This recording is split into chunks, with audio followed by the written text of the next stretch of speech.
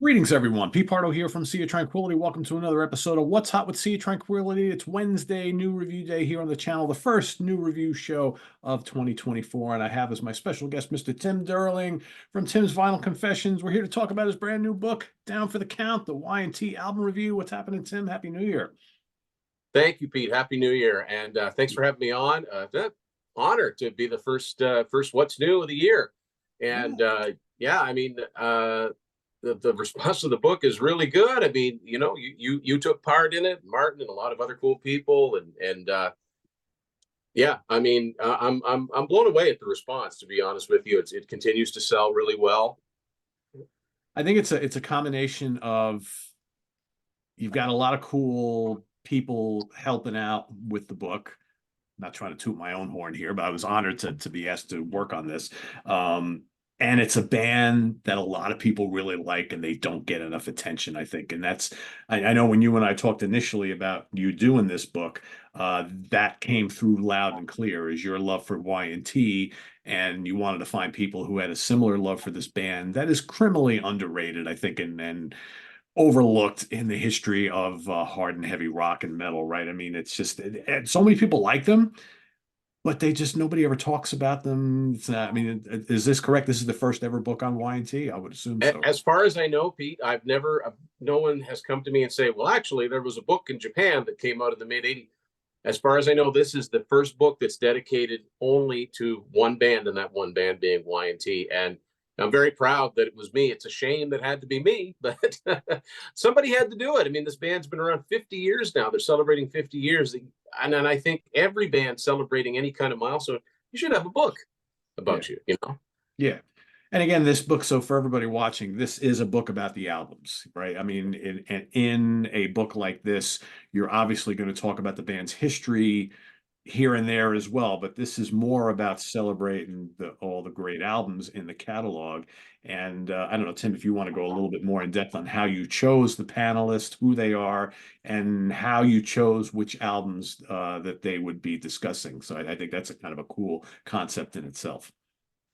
Yeah, it's modeled very much after Martin Popoff's album by album series. I really like that format. The Queen album by album that he put out is one of my favorites of all of his books. Yeah. I don't know how many times I've read that, but it's just this idea of making it look like you got 4 or 5 guys sitting around talking about their favorite albums. You ask them all the same questions, and they come at you with their answers. Now, that's obviously not how we do it. We do it either in written form or we do it via Zoom. And I just came up with a series of questions that, as a fan, I would want to read about in a book about Y&T. As far as picking the panelists, you kind of hit the nail on the head. There are a lot of people around the world that love this band, but I still had a hard time finding people that were big enough fans to really speak, with conviction, with the knowledge that I'm looking for. I'm looking for diehards here. There were a few people right off the bat I knew I wanted to have involved. Jeff Keir, who was Y&T's webmaster for many, many years. I've known Jeff since the early 2000s. I used to be very, very active on the Y&T fan forum. And I knew that he was a guy that could speak very passionately about that process of going from just being a fan of this band and wanting to promote them, which is all I'm doing with this, to starting his own, in the early days of the internet, starting a fan page, eventually catching, the attention of a friend of Dave Meniketti's and ending up working for the band for many years. So I knew I wanted to have him on. But as far as which albums, it's really cool because, there are 12 studio albums. Yep. When I actually did the count, I'm like, yeah, there are only 12 studio albums. I thought there were more for some reason, but there's a lot of live albums, a lot of comps. A lot of people will swear by Earthshaker, Black Tiger, Mean Streak. Then there are people like me that got into them with 10 in 1990. It was just the right album at the right time, and then went back. And then there are people I was fortunate enough to find that could speak very, very well about the newer albums, Face Melter, and then the 290s albums.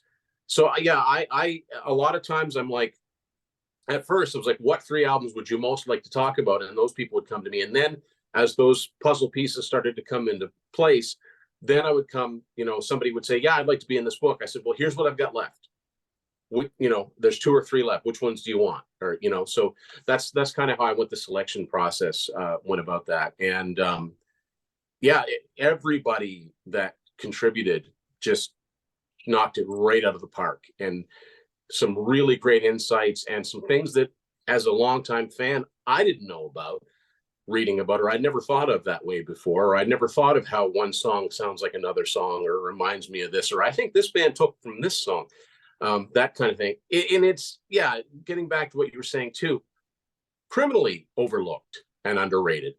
The perennial special guest and opening act in the 80s for just about every major hard rock and metal band.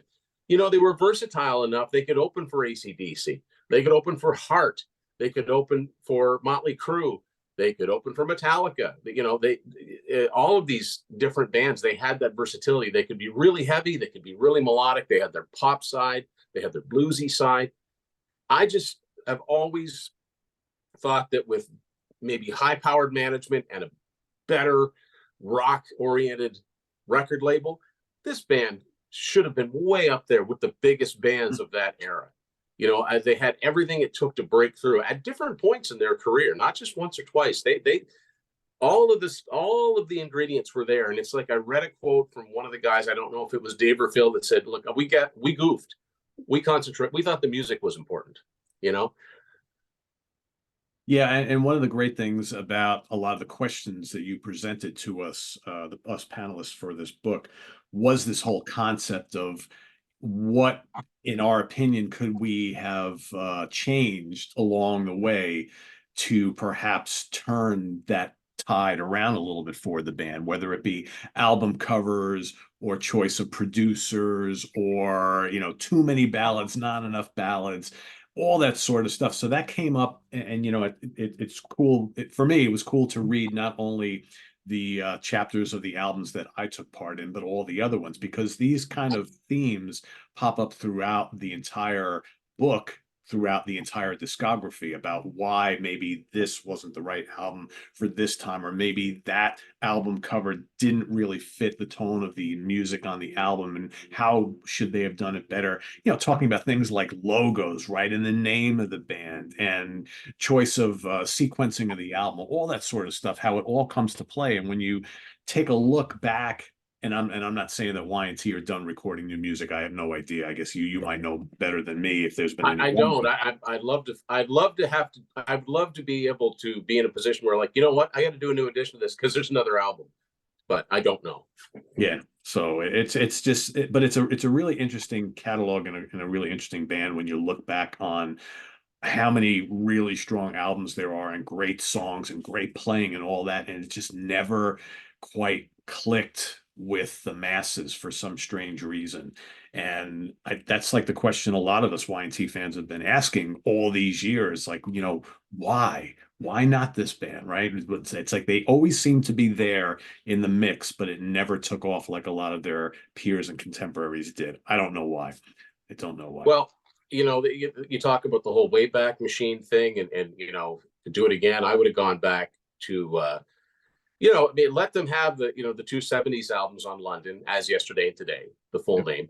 But I'd love to go back in time and say, I'm an A&R rep from Elektra Records or Atlantic Records, and I want to sign this band.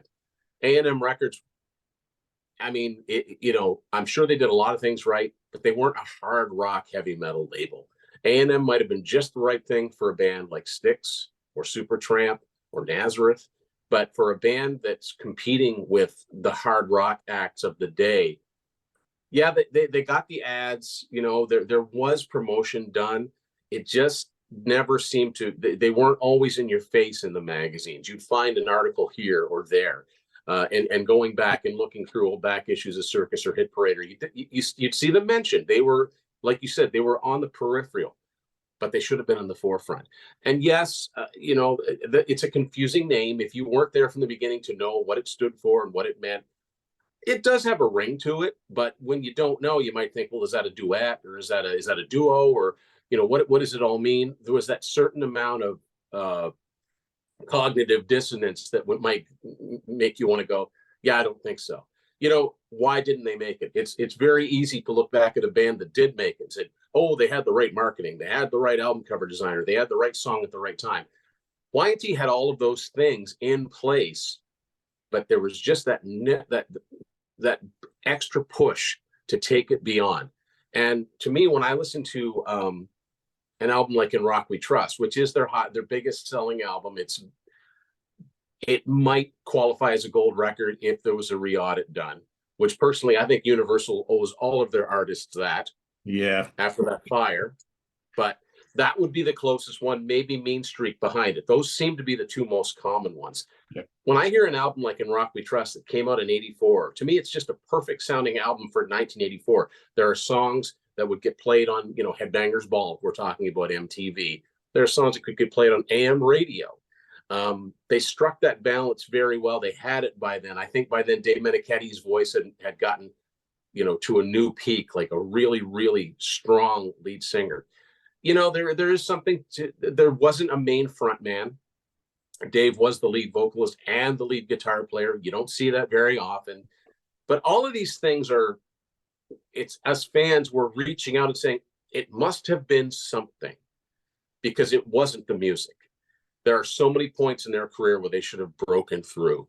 And, maybe they didn't land quite the right tours at the right time. They opened for AC/DC on the Earthshaker record in 81, 82, but they didn't open for them in North America. They were big and they were fairly well known in Europe. They did really well in Japan, but it was just, and in pockets of the US, they didn't have, their home country. They weren't a headline act. They could, in the Bay Area, people would think they were superstars. And there's, a couple of panelists talk about that. Like, to talk to people that grew up in the Bay Area, you would think they were the biggest of bands because you heard them all the time. They were always playing the big buildings, but just something kept that little bit of extra, and it wouldn't have had to have been much. So yeah, and I think there's all these things we look at, because like I said, there must have been something, because it was not the music. They had the hooks. They had what it took to appeal to a metal audience, to a hard rock audience, to a more mainstream rock audience. At different points in their career, they did all of these things. Sometimes they went a little bit too far one way or another, but what band didn't? Pete, the comparison I like to make with Y&T, because the odd thing is that if people know one song by Y&T, it's "Summertime Girls." That was their only song that hit the top 100. It reached number 55. It was the one that got the most airplay, the most video play. It is not representative of their whole song. I happen to think it's a good pop song, but can you imagine, like, in a bizarro world where it's Y&T were a huge band? Let's say it was Van Halen were the band that a lot of us would talk about. Man, I don't understand why they never broke through. Imagine if the only song anyone ever knew by Van Halen was "Jump." You know what I mean? Yeah. Yeah. Great pop song. It's a classic, but it's not the whole picture. And then you play somebody, I'm not even talking about Dave versus Sammy. I'm just saying musically. Then you play "Running with the Devil" or "Unchained." You're like, oh, they're heavy. I didn't know they were that heavy. Y&T, it's the same thing. Yeah. "Summertime Girls," I don't know, man. Then you play a "Mean Streak" or "Hurricane" or you name it. I mean, they had what it took. Dave was a great vocalist. The lyrics, I think, not always, but Phil Kennemore wrote most of the lyrics. I think the lyrics were generally quite good for this type of music. Not always, but they held their own. I think that they had striking album cover designs most of the time, but there just seemed to be, I mean, and I'm gonna pick on A&M again. Okay, so "Summertime Girls" kicked the door open. They finally gave them the crossover hit that the label had been screaming at them for. And then what did they do? They put it on a live album. Who's going to buy a live album as your first purchase by a band? Yeah, epic fail. And then they put it on their next album. They don't even use their logo. So that logo is so important to that branding. That "Down for the Count" album cover, that black logo they use on there, it's up and down. It's invisible. It's pink. Like, weird decisions that were made. And so by the time they actually landed on Geffen Records, which was a hard rock focused label, especially in 1987, yeah, they'd been around for over 10 years. And I think people within the industry were like, these guys again, really? Yeah. If they haven't made it by now, it was working against them. And, it's a shame, but I do talk about this in the mid 90s when grunge hit. I call it the leveling, because all of a sudden everybody's down to the same level, pretty much. You know, um, even Def Leppard got knocked down to just having gold records at that point. So now Y&T can go on these bills, and people are excited to go see them. And I think there's a perception that they were probably bigger than the 80s, in the 80s, than they actually were. And man, nothing makes me happier than when someone says, man, I just bought your book. I bought a couple Y&T CDs online. That's fantastic. That's all I've ever wanted to do, is preach the gospel of this band and say, you know what? A lot of bands made it, a lot of bands didn't. I think everybody who's a serious, music fan has at least one that, the one that got away. And for me, it's always been Y&T. So I just think they're a fantastic band in any incarnation. I mean, Dave's the last one standing now. The guy's 70 years old. He still sings really well compared to a lot of his peers, compared to guys that are 10 years younger than him. He still really sings at a pretty high level. It's a great lineup now, but there's always been great musicians in the band. I don't get it. I don't get it. So by putting out this book, it was kind of cathartic for me to try and get it down and try to make some sense of it. Like, what could it have possibly been that kept this band out of that upper echelon? I sometimes, as a guitar player and follower of guitarists most of my life, I always wonder if they should have pushed Dave a little bit more as a guitar hero. But again, the magazines have to do that, right? I mean, the media has to do that. I saw a bit of that for a short period of time. Like there was that period where he was saying things about Yngwie Malmsteen and vice versa. And Dave was popping up in Guitar Player and Guitar World for maybe about a year or so, but it didn't last all that long. And I'm wondering if maybe that should have been something that should have been done a little bit more. But you make a lot of good points about the record label. They're, of course, to blame. I always thought that it would have made more sense for Y&T to be on like a Polydor Mercury right alongside, Mm-hmm. Rainbow and Pat Travers band and Scorpions. I mean, that just seemed to be a better home for a band like this, but that wasn't to be. When they switched over to Geffen, that made all the sense of the world. But you're totally right. By then, the band's already been around for a long time, and people are kind of like, the washed up Y&T, we want something new and Well, fresh, right? So yeah. And again, I think a lot of people, record labels included, do we push these guys as a real heavy band, but they do a lot of great ballads. So it's almost like, are they too heavy for the more pop and hard rock audiences, but they're not quite heavy enough for the metal audiences. It was a weird time in heavy music too, because you got thrash coming up, out of nowhere. You got the glam metal stuff. They're not either, right? They're somewhere in between. There's a lot of those in between bands yeah. throughout the 80s that are not really one or the other. Metal Church comes to mind as well. They're not really a thrash band. They're too heavy for power metal. They're more traditional. What the hell are they? I think Y&T kind of fits in this weird bucket of bands that people have a hard time putting into a box because they don't really fit into anything. But what But they do is all really, really good. So it's just you're absolutely right in all of those points. But I guess not an argument, but I would, the example I would pick of having the right label and having the right management. Look at Dokken. Dokken were too heavy for mainstream pop radio. They never got a song past 64 on the charts, and that was Alone Again. They weren't heavy enough to compete with the Maidens and the Priests and the thrash bands. I mean, we found that out in '88 when they had the misfortune of coming on after Metallica and Monsters of Rock.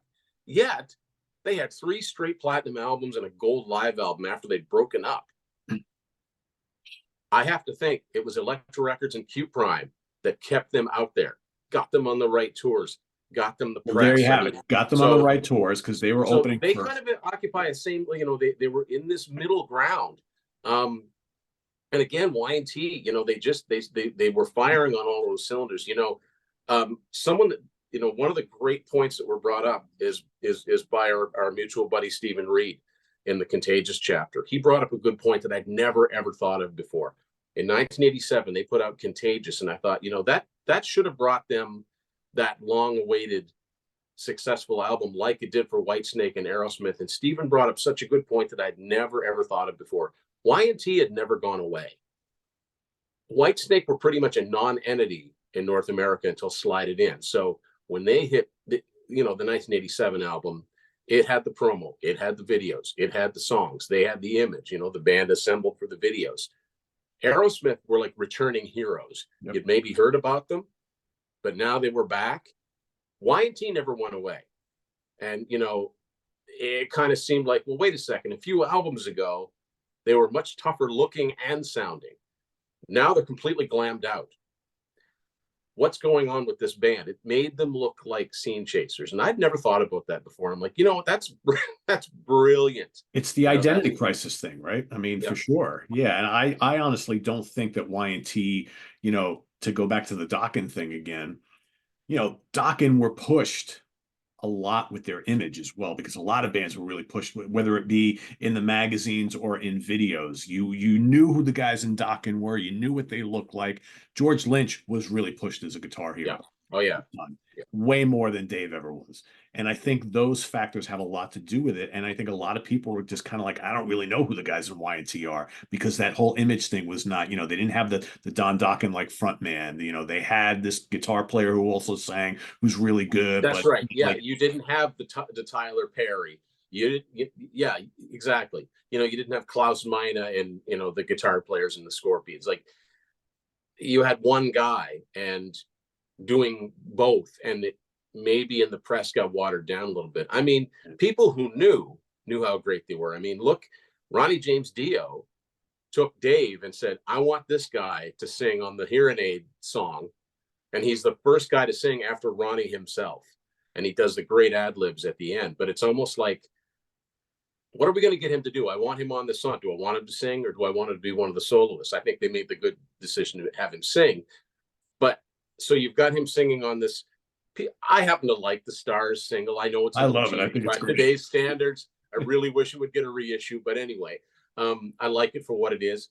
But so that's a hard rock metal sounding song. And yet, one of two things: you go to the record store and what do you hear? You hear Summertime Girls, or you hear All American Boy, or you hear them covering Your Mama Don't Dance, which just sounded so out of place. Or you can't find their albums at all. That might have had something to do with it too. All of these things need to line up at just the right time. There's such a fine line between making it and not making it. And, and I think that the guys in the band, Dave's always had a really good attitude about it. Hey man, we got to play our music. We had a lot, we're having a lot of fun. We got our dedicated fans. I think he's at peace with it. I think it's more the fans that are like, but more people need to know about this band. I mean, here I am 30 odd years down the road, and I still feel the same way as a fan. If somebody likes Van Halen, if somebody likes, Kiss, if somebody likes Aerosmith, they'll probably like Y&T. All they need to do is hear them. So I really wanted a handy guide. Okay, I've heard about this band. I've heard one or two songs. Where do I start? Well, here's what there is out there for albums. Here's their live albums. Here's their compilations. Go. That's really what I wanted to accomplish with this. And I think it did. And it's you get a really good idea of what these like little eras of these albums kind of sound like, because there's the first couple, then there's the next few, then there's the few after that, and then you have all the last three albums, and they're all it all sounds like Y&T, but it's all a little bit different. And I think all the panelists do a really good job of kind of framing that. And you get a good sense of what these albums kind of sound like, even if you haven't heard them. So I think so. Yeah, I think so. I think that you would come away reading this, having heard almost nothing by them, and realize that, okay, Mean Streak and Contagious sound completely different to each other sonically, but there's an identity with Dave's voice, with his guitar playing. You can tell it's kind of the same band, but you're kind of not sure. Also, the fact they change producers almost every time, which is almost unheard of. Yeah. Yeah. Most bands find a producer and they stick with them for 3 or 4 albums. And I think I always wonder if that's more record company pressure going, well, it didn't work. Move on, move on, move on. Like, I think that the production on Earthshaker, and you're in, you talk about this, it's great sounding album. It's powerful sounding. It's thunderous. And so, but you've got these guys, Ronnie Seif, David Shulman, Ronnie Seif. I get the names mixed up, but they came up with a great sound, but they had no name recognition. Right. So then they're like, no, you got to get Max Norman. You got to get Chris Sangre. The album you got to get Tom right? Allen. Yeah. Yep. so that hopefully somebody that has other albums that they produce will go, oh, well, maybe I'll try this one too. The good thing about it is that they've got an incredibly diverse sounding catalog. And when you hear them live, those, it doesn't matter what era they're playing, they make them sound more unified. But yeah, sonically, and like as far as radio is concerned, you didn't know what you were going to get year to year, because they were pretty consistent for a while, putting a steady album out a year. Yeah, I don't know. I'm glad that I was able to hopefully shed some light on the band, and the fact that they are still out there playing and doing festivals. Listen, if they're in your area, go and see them. They've never come anywhere close to where I live, but maybe someday I'll get to a show. Yeah, I caught them, I think, opening up for Twisted Sister back in the 80s. And that was the only time I ever saw them. They've actually headlined in clubs here in the New York area, and especially in the Hudson Valley, many, many, many, many times for years and years and years over the last like 2 decades. But I've never had the opportunity to go see them. The stars never align for whatever reason. I've had lots of other chances to see them. I just haven't. So I hope they come around again, because they generally play here fairly often, like in the New York metropolitan area. One thing I did want to mention, which I thought was really fascinating, I had never heard this before, and you have to wonder if this might have happened, if their fortunes might have changed a little bit. One of the panelists mentioned that when Randy Rhoads had died, that Ozzy really wanted Dave to join the band, Yeah, as lead guitar player. And you have to wonder, looking back on it, look what Brad Gillis's little time spent in Ozzy's career did for the fortunes of Night Ranger. yep. You have to wonder if a guy like Dave Meniketti said, I will help you out, I'll do the tour, but then I'm going back to my own band, if that might have changed the fortunes of this band. You're right. Yeah, you raised a good point, and it is a good point, because what I think that short stint of Brad Gillis playing with Ozzy's band and doing the Speak of the Devil record, you know, I love Night Ranger. They're one of my favorite bands. They're very melodic, very very very much a lighter sounding band than say even Y&T, but they always seem to have the cred among the metalheads. Yes. Because Ozzy gave this guy his seal of approval. Not to mention the fact that he and Jeff Watson were both amazing guitar players. Yep. And on the poppiest of Night Ranger songs, you could always count on a blazing solo. But yeah, you're absolutely right. I think the thought process probably was, yeah, but we don't want to stop. We got momentum. We don't want to lose that momentum, because momentum is everything. But momentum's only good, like I said, if all of those pieces are falling into place. But if management and label had gotten together and say, listen, guys, let's not put an album out in 82 or 83. Let's push it back. This guy, playing with Ozzy, he's going to get on Guitar World posing with Ozzy, because all of Ozzy's guitarists, and he'll be one of the Ozzy guitarists that forever and a day people will talk about. Jakey Lee was only in Ozzy's band for 2 albums. Everybody still thinks of Jakey Lee as Ozzy's guitar player. Yep. Brad Gillis never played on a studio record. He did, he's on 1 album of Sabbath covers, and everybody still thinks, to the point where, Night Ranger to this day will play Crazy Train in concert to honor that era, right? It's an interesting point. But I think that, yeah, it would have been a paying gig, I think, because Dave's got too much to offer. He's a singer, he's a songwriter, he's a front man, he knows how to engage a crowd. I don't know how well he would have done being in the background. Would he have brought it on guitar? Absolutely he would have. But, I think Dave, in another, situation, Dave could have been like a Gary Moore or a Robin Trower, somebody like that. For sure. Known as, or in these days, Joe Bonamassa, because he's a blues guitar player at heart. Yeah, I don't know. You are right. That might, who knows? At this point, it's a guessing game. But yeah, that would at least meant that people knew one of the guys in Y&T, right? But Leonard Hayes, how that guy didn't go on to become one of the most influential drummers ever. What that guy did with a single bass drum, most people thought he was playing a double bass kit. No, he just had an extremely fast right foot. I've heard every once in a while I would hear people mention him, like Paul Bostaph, for example. I saw him mention him once, and that perked my ears up. I'm like, okay, cool. Somebody's talking about Leonard Hayes. I think Troy Luccketta, who's also a Bay Area guy, I hear a lot of that because he only had one bass drum. Yeah, it's, I hope that this just lets people know that there's something here. There's something worth checking out. This is not a one-hit wonder. This is not a band that flared up for a couple of years. The other thing I wanted to let people know is that they didn't have 3 or 4 records. They had 12. They had 12 bona fide studio records and a lot of live albums and comps. They didn't just have Mean Streak, In Rock We Trust, Black Tiger, and then disappear. They worked hard. They did the time. They wrote the songs. They put the records out. They toured them, and yeah, that's all I want is for people to get to come back and say, hey man, I checked this band out. I really like them. I'm going to see them. Great, and like my first book Unspooled, I wrote the book that I wanted to see, that I want myself as a fan would want to have read, and everybody came through. All the panelists came through, and yeah, I wanted to have there's some nice black and white photos of the album covers, but I also have to mention it blows my mind to this day that the cover art is the one and only Hugh Syme. Right. Now, I'll tell you how that happened. I was reaching out to people that had some connection to the band. Hugh Syme only did one album cover for Y&T. He did the Contagious record. But he's one that got back to me. And all I wanted to ask him was what he remembered about working on that album cover.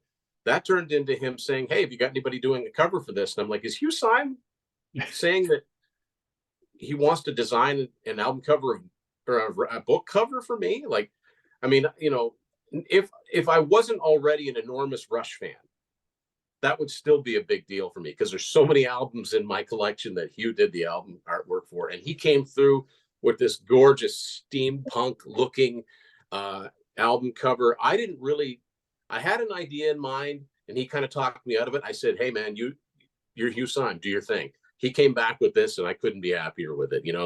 He's got the Y, the yesterday in the background and the T today in the foreground. I didn't ask for that. But one of my favorite things to do, like a lot of Hugh's work, the longer you look at it, the more you see in it. I absolutely love the fact I looked at this, one of the first times I did, and what is that sitting on top of the T? And I go, oh, that's a vial. That's the vial that would have been broken on the Contagious record. So that's his nod to the record, the album that he designed. I'm like, that is so cool. Yeah. And I know that gets people's eye because it's eye catching, right? That's why you want something cool for it. The twister in the background, very cool too. Yeah. Well, yeah. And you will be the first to admit, he's not a fan of all of these artists he's worked with. They're clients, right? Yeah. So they're happy accidents. So there's a tornado. So I'm thinking, okay, tornado, hurricane. He added these moons in the background. I'm thinking, okay, from the moon. I'm like, it just all works. Now, when I looked at this, the first thing I thought of it looks like something he would have done for Queensryche in the 90s. Yes. And I'm okay with that. But it's striking, it's an honor to have his name grace something that I did. That was something I was not planning on. Honestly, what I had in mind, Pete, was sort of an Exit Stage Left type of thing where you had the icons from previous albums all together. But you brought up a good point. We're living in the world of thumbnails, right? You wouldn't get that wouldn't look very good in a thumbnail. It would get lost. And so I love what he came up with. So yeah, it's been great. And Sean Kelly did a great forward. I've interviewed Sean before, and everybody that contributed. It doesn't matter to me whether they're a recording musician, whether they have a YouTube channel or not. Everybody just rose to the occasion here. I had the pleasure of talking to Brad Lang, who was Y&T's bass player, and talked to him about Live at the Mystic. Talked to Jeff Keir again. I talked to him about bringing them online and what that was like. And yeah, it's exceeded my expectations and then some. Good. So everybody can get this basically anywhere you buy books, right? It's available on Amazon. And it's an Amazon. It's basically a print on demand. And my first book, Unspooled, originally that was self-published. That's now on Amazon. So all anyone has to do is is type in Tim Durling, and you'll get a few different things with the last name Durling, but the Y&T book and the Unspooled will be the first two things that come up. Yeah. And it doesn't take very long to get to people either once you order it. Yeah, that's a good thing. So everybody, if you're a Y&T fan, you need to read it and hear all about the albums from a variety of different cool people. And I want to thank Tim for coming on and talking a little bit about this book here, which was a lot of fun. I highly recommend this to everybody. So Tim, you want to give a little plug to your channel and what you got going on over there? Yeah, thanks, Pete. Yeah, Tim's Final Confessions. I'll be in my 10th year. At the end of August, I'll be running for 10 full years now. Got lots of cool episodes coming up. This year, I'm trying to get combinations of people on that I've had on before, but I've never had on together. And should have one special guest coming up that has very much something to do with this book, but we'll see how that goes. Cool. Awesome.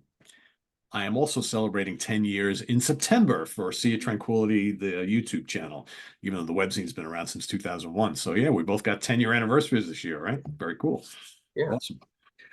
Thanks for watching, everybody. Visit us on the web at www.seaoftranquility.org. We're on Facebook. We're on YouTube all together all the damn time. Down for the Count, the Y&T album review by Tim Durling. Go check it out. Head on over to Amazon, get yourself a copy. And if you've already had it, have already read it, let us know what you think of it down in the comments below. And we'll see you real soon here with more stuff. I am Pete Pardo for Tim Durling. Have a great day, everybody. Enjoy your week, and we'll see you soon. Bye-bye.